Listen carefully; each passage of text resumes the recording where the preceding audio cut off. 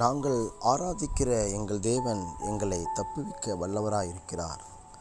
அவர் தப்புவித்தாலும் தப்புவியாமல் போனாலும் நீர் நிறுத்தின பொற்சிலையை நாங்கள் வணங்க மாட்டோம் என்று அன்றைக்கு அந்த யூத வாலிபர்கள் எடுத்த தீர்மானம் நம்மை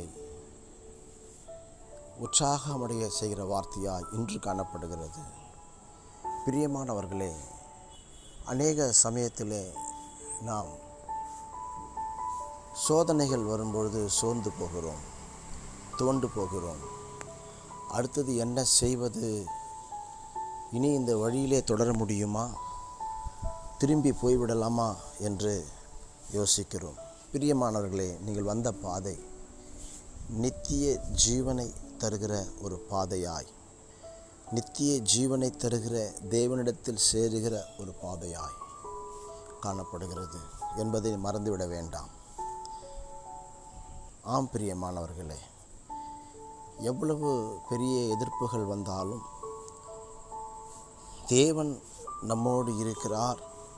நாம் ஆராதிக்கிற தேவாதி தேவன் நம்மை தப்புவிக்க வல்லவராய் இருக்கிறார் என்ற விசுவாசம் நம்மிடத்திலே காணப்பட வேண்டும். இன்றைக்கு மிகவும் அரிதாய் காணப்படுகிற காரியம், நன்மை நடக்கிற பொழுது ஆண்டவரை துதிக்கிற ஜனங்கள் கூட ஒரு தீமையான காரியம் அனுமதிக்கப்படும் பொழுது தேவனை தூற்றி திரிகிற பிள்ளைகளாய் அல்லது பின் திரும்பி எகிப்துக்கு போகிற பிள்ளைகளாய் காணப்படுகிறார்கள். இது நியாயம் அல்ல.